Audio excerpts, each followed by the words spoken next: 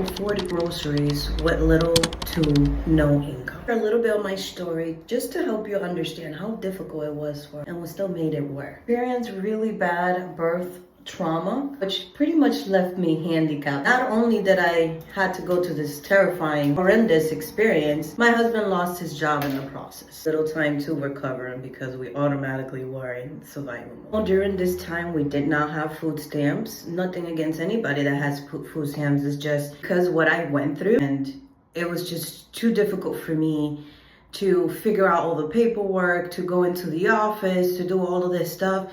It was way too much. It was way too stressful. Couldn't handle it. I was having way too much postpartum anxiety. Found it very difficult being around people. I was recovering from 5 operations in a 22-hour period. So it wasn't very easy for me to even get up from a chair. We had to figure it out another way. A couple of months, I honestly have no idea how we survived because like I said, I was handicapped. I couldn't go down the stairs. I couldn't get up from a chair. It was horrendous. Once I started feeling better, I went straight into action. Well, I technically wasn't feeling better.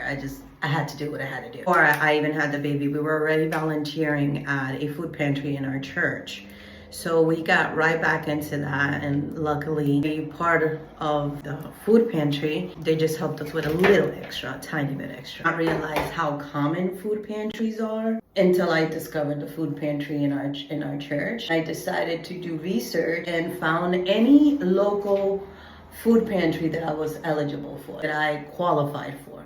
And I ended up finding about 3 of them, 2 that I would regularly go to, and that helped me a ton. One, find a local church, find any churches near you, or even the church that you currently go to, and ask them if they have a food pantry. Believe it or not, a lot of them do have it. Ask if they do pantries or give food stipends. Find local pantries that you qualify for, because some of them do have requirements. One way that you can find for local food pantries is you can either go on Google your city and put food pantries. That should give you a list of local food pantries. Another option is you can go to help.org. You type your city there. Help.org has all kinds of help you can find for food pantries. You can find for baby pantries. Another thing that helped me a lot to save money is that I found my local foundation, and they actually hand out clothes and baby formula and diapers. It's all based on donations, so they may not have it all the time, but that was a huge help. A little bit to save on diapers related to groceries, but saving from there helped us have a little bit more money for groceries. This one's huge. This is very important that you do this. It's gonna help you save a lot of money on groceries, and it's meal prepping. What I will do is I will prep my meals based on what I will get on the food pantry. Food pantries hand out fresh produce. Some of them hand out meat. Some 1 week they give you meat, 1 week they give you fresh produce. So I would literally go to the food pantry first. I usually reserve my Tuesdays for that. I had the strength because again, recovery was so bad. There were times that I couldn't even leave the house. When I had the strength, I will meal prep based on what I got. So let's say if I got salmon that week, okay, then I will get some sides to go with the salmon. If I got veggies and fruits, then I will put my money towards the meat. Prepping. Make sure that you cook enough that you can have leftovers. So what I will do, let's say I made chicken stir fry. Have some leftovers, and then I can do sandwich the next day with the leftover. So I will get a bread, put cheese on it, and then put the leftover chicken stir fry. Stretch out the food as much as possible, and that will help us save money. And our life is very, very hard. We're still going through it, but not as much when we first started. And it was really, really hard, but I'm grateful for that season because it taught me frugality, more humility. It helped me to have more. I already did, but it helped me more to have more of a heart for others that are struggling, because it's so easy to be like, I've had people say this to me like, oh, this is America, you just got to get a job, work. You absolutely do know people's circumstances and what led them to be there. Like for instance, in my case, hey baby, it was health issues and losing our job, and it was all during COVID when things was closing down, so it wasn't so easy to get back up and get a job. So don't judge people in their circumstances because you never know what has led them. And mind you, my husband and I are both college educated people. We both have work experience, but sometimes things just happen. Whisper my hair. Number 5 is the tip that helped me the most during this time. Experiencing so much trauma in such a short amount of time, of course I developed some anxiety and I went into survival mode. Survival mode caused me to worry too much and be too much of a planner and planning everything to the T. Very unfortunate that during this time that was supposed to be the happiest moment of my life, I finally become a mother. I was just running on adrenaline and survival. That's the scripture, Matthew 34. And it's when Jesus is talking to his disciples and telling him, like, why are you worrying? Do I not clothe the lilies of the field? It's a very beautiful scripture. I recommend you go read it. And I'll put it on the description.